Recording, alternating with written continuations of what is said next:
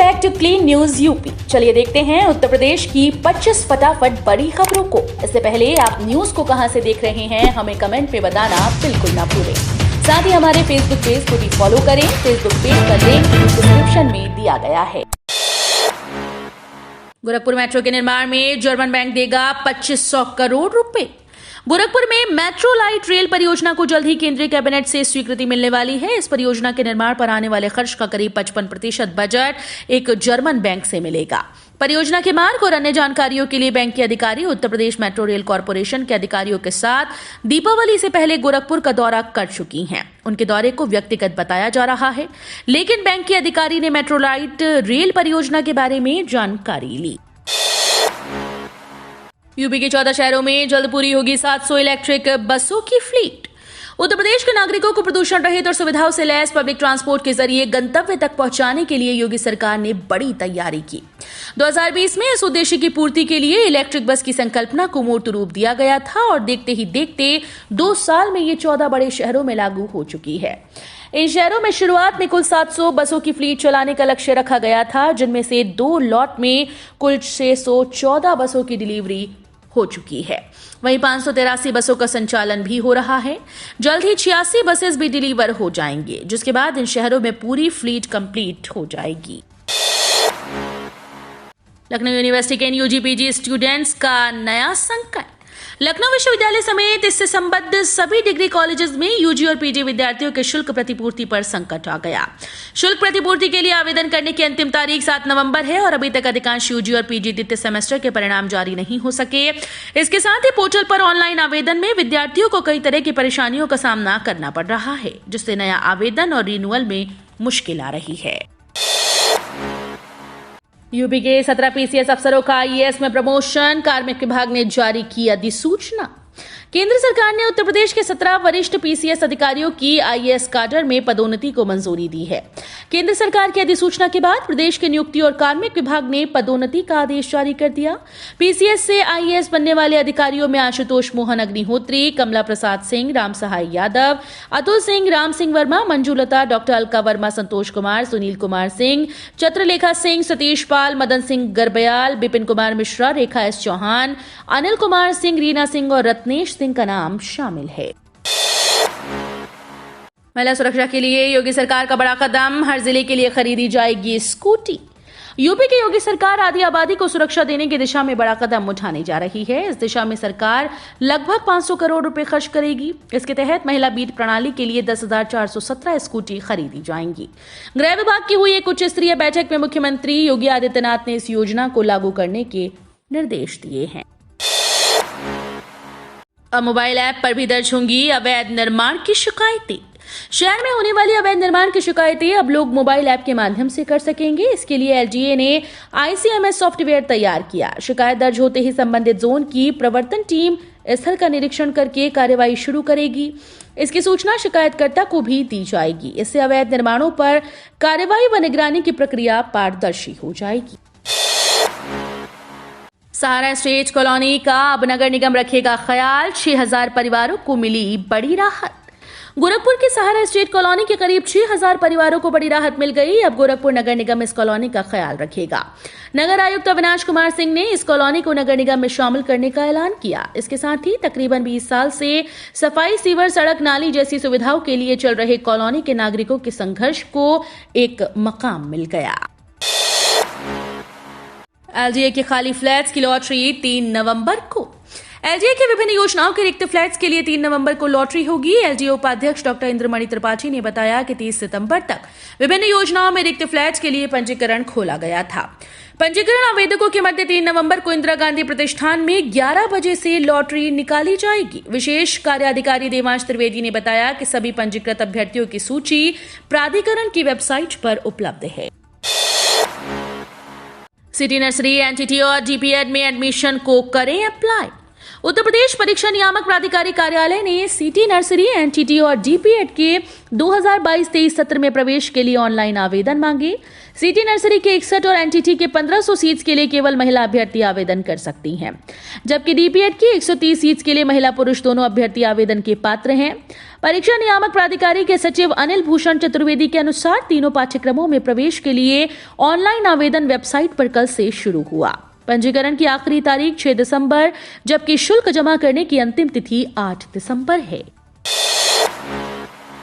इंदौर की तर्ज पर लखनऊ को संवारने का मेगा प्लान तैयार, 5 कंपनीज करेंगी मदद।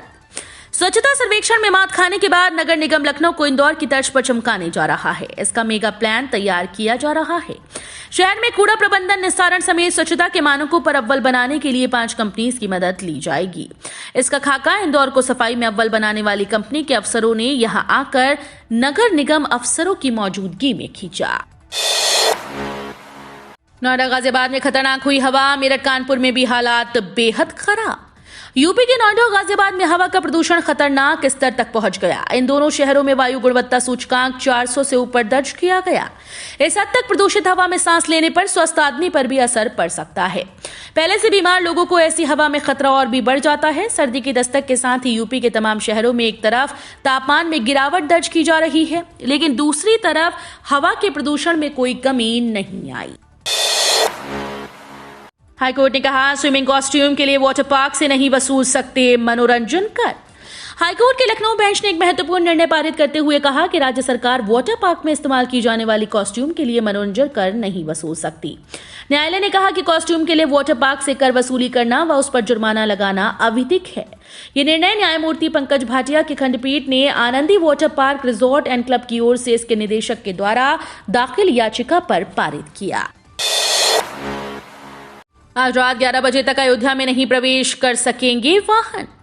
14 कोसी परिक्रमा के दौरान अयोध्या जिले की सीमा में ट्रक, डीसीएम ट्रैक्टर जैसे मालवाहक भारी वाहन का प्रवेश प्रतिबंधित रहेगा। इस दौरान वाहनों को डायवर्ट किया जाएगा। ये डायवर्जन कल दोपहर 12 बजे से लागू हो गया, जबकि आज 2 नवंबर को रात 11 बजे तक लागू रहेगा। ये डायवर्जन व्यवस्था सरकारी वाहन, एम्बुलेंस व श्रद्धालु के वाहनों पर लागू नहीं होगी। राष्ट्रपति द्रौपदी मुर्मू ने ग्रेटर नोएडा में किया वाटर वीक का उद्घाटन। राष्ट्रपति द्रौपदी मुर्मू ने नोएडा के India expo centre and mart में वाटर वीक का उद्घाटन कर दिया।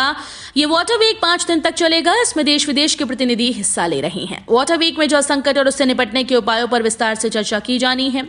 इस मौके पर राज्यपाल आनंदीबेन पटेल और सीएम योगी आदित्यनाथ भी मौजूद हैं। सीएम योगी आदित्यनाथ के ग्रेटर नोएडा दौरे का कल दूसरा दिन था। वो कल यहां नोएडा, ग्रेटर नोएडा और यूपी सीडा की 1670 करोड़ की परियोजनाओं का लोकार्पण और शिलान्यास किए। 10,000 कर्मियों के ईपीएफ हड़पने वालों को बचा रहा लखनऊ नगर निगम। लखनऊ नगर निगम 10,000 सफाई कर्मियों के ईपीएफ का गबन करने वाले ठेकेदारों और सफाई एजेंसीज को बचा रहा है। गबन करने वाले ठेकेदारों और संस्थाओं के नाम कर्मचारी भविष्य निधि संगठन को नहीं बता रहा। संगठन के अधिकारियों की टीम सितंबर में दस्तावेज लेने नगर निगम आई थी। अफसरों के साथ बैठकर उनसे कर्मचारियों के भविष्य निधि की कटौती के संबंध में दस्तावेज मांगे गए, लेकिन नगर निगम कोई दस्तावेज नहीं दिया, जिससे मामले की जांच नहीं हो पा रही है। यूपी में स्टार्टअप का हौसला बढ़ाने को भत्ता देगी योगी सरकार। योगी आदित्यनाथ सरकार अब यूपी में स्टार्टअप को 1 साल के लिए 17,500 रुपए महीना प्रोत्साहन भत्ता देगी। वहीं उत्पाद बनाने के लिए 5 लाख रुपए और बाजार में लॉन्च करने पर 7.5 लाख रुपए दिए जाएंगे। नीति के तहत अब सेंटर ऑफ एक्सीलेंस की संख्या 3 से बढ़ाकर 10 कर दी जाएगी। नीति में संशोधन के लिए आईटी विभाग ने प्रस्ताव तैयार कर लिया है। अभी तक स्टार्टअप के 15,000 रुपए मासिक भत्ते को बढ़ाकर 17,500 रुपए यानी 1 वर्ष में कुल 2,10,000 रुपए दिए जाएंगे। सीएम योगी के अल्टीमेटम पर एक्शन मोड में पीडब्ल्यूडी मंत्री जितिन प्रसाद। मुख्यमंत्री योगी आदित्यनाथ द्वारा 15 नवंबर तक पूरे प्रदेश में अभियान चलाकर सभी सड़कों को गड्ढा मुक्त करने के निर्देश दिए जाने के बाद पीडब्ल्यूडी मंत्री जितिन प्रसाद एक्शन मोड में हैं। मंगलवार को सुबह 10:30 बजे के करीब वो अचानक पीडब्ल्यूडी मुख्यालय पहुंच गए। इस दौरान एचओडी को छोड़कर कई अधिकारी कर्मचारी गायब मिले। इस पर उनसे जवाब तलब किया गया। मीडिया रिपोर्ट्स के मुताबिक लापरवाही के आरोप में बाराबंकी के 2 इंजीनियर्स को सस्पेंड कर दिया गया है। 6 इंजीनियर्स को नोटिस देकर स्पष्टीकरण भी मांगा गया। फिर बढ़ेगा 4% महंगाई भत्ता, 42% होगा डीए। 1 नवंबर को केंद्रीय कर्मचारियों के लिए अच्छी खबर रही। उनके लिए एक और गुड न्यूज आई। महंगाई भत्ते में एक बार फिर से 4% का उछाल देखने को मिल सकता है। ये इशारा महंगाई के आंकड़े कर रहा है। दरअसल AICPI इंडेक्स के आंकड़ों में जबरदस्त तेजी देखने को मिली। यूपी में मदरसों का सर्वे पूरा, करीब 8,000 गैर मान्यता प्राप्त मिले।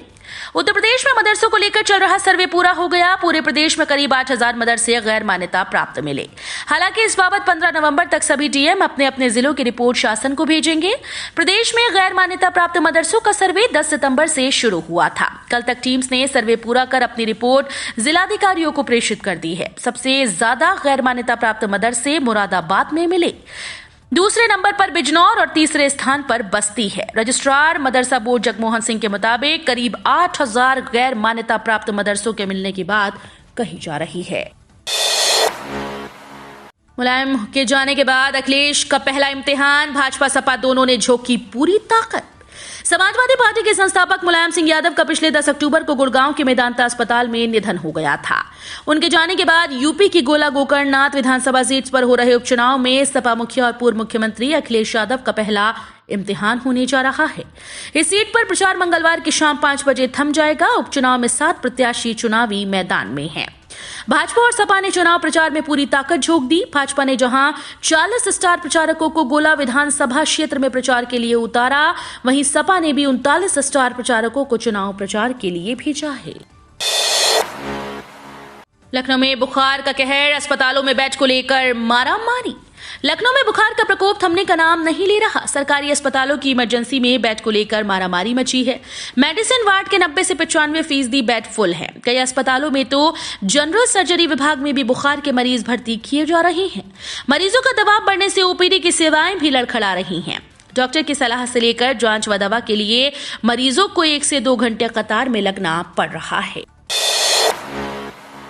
मेयर और चेयरमैन की सीट्स के आरक्षण में होगा बड़ा उलटफेर। नगर विकास विभाग ने निकाय चुनाव के लिए मेयर और अध्यक्ष की सीट्स के आरक्षण को लेकर माथापच्ची शुरू कर दी। उत्तर प्रदेश नगर निगम नियमावली में दी गई व्यवस्था का अध्ययन किया जा रहा है। माना जा रहा है कि इस बार सीट्स के आरक्षण में बड़ा उलटफेर होने जा रहा है। प्रदेश में इस बार मेयर की 17 सीट्स के लिए चुनाव होना है। वर्ष 2017 में 16 सीट्स के लिए चुनाव हुआ था। नगर पालिका परिषद 200 और नगर पंचायत की 546 सीट्स पर अध्यक्ष का चुनाव होना है। नगर विकास विभाग ने वार्ड्स के आरक्षण के लिए जिलों को 4 नवंबर तक समय दिया है। सड़क पर यातायात नियम तोड़े हो सकता है 19,000 तक का चालान। ट्रैफिक जागरूकता अभियान शुरू। यातायात माह नवंबर को लेकर रैली निकालकर जागरूकता अभियान का शुभारंभ किया गया। एडीजी राजकुमार ने चौकी चौराहे पर जागरूकता रैली को हरी झंडी दिखाई। इस दौरान लोगों को बताया गया कि ट्रैफिक नियमों के उल्लंघन पर 19,000 रुपए तक का जुर्माना हो सकता है। इसलिए 1 महीने तक जागरूकता अभियान चलाया जाएगा। सुरक्षित यातायात सुनिश्चित कराने हेतु लोगों को हेलमेट पहनने, सेफ्टी बेल्ट लगाने, सावधानी पूर्वक रोड पर चलने, यातायात नियमों का पालन करने हेतु सुझाव दिया गया और रोड सेफ्टी के प्रति जागरूक किया गया। कानपुर आगरा दोनों में सोने चांदी में बढ़त। भारतीय सराफा बाजार ने कल सोना और चांदी के रेट्स जारी कर दिए। कानपुर और आगरा में सोने चांदी दोनों में बढ़त रही। गोरखपुर में सोने में बढ़त और बरेली में चांदी में बढ़त दिखाई दी। कानपुर में सोना और चांदी दोनों में तेजी बढ़त दिखाई दी। मंगलवार को सोना 51,900 प्रति 10 ग्राम और चांदी 60,000 रुपए प्रति किलो रही। आगरा में भी सोना और चांदी दोनों में बढ़त दिखी। कल सोना 52,100 प्रति 10 ग्राम और चांदी 59,950 रुपए प्रति किलो रही। यूपी के एडेड स्कूल्स में 10 साल बाद भर्ती का रास्ता साफ हुआ। यूपी के एडेड माध्यमिक स्कूल्स में 10 साल बाद नियुक्ति का रास्ता साफ हो गया। इन स्कूल्स में 4th श्रेणी कर्मचारियों की भर्ती आउटसोर्सिंग के आधार पर होगी। 2012 से एडेड स्कूल्स में 4th श्रेणी कर्मचारियों की भर्ती पर रोक लगी थी। इंटरमीडिएट पास और 40 वर्ष की उम्र तक के अभ्यर्थी आवेदन कर सकेंगे। इन्हें 13,072 रुपए मानदेय दिया जाएगा। माध्यमिक शिक्षा विभाग अब नए सिरे से रिक्त पदों का निर्धारण करेगा।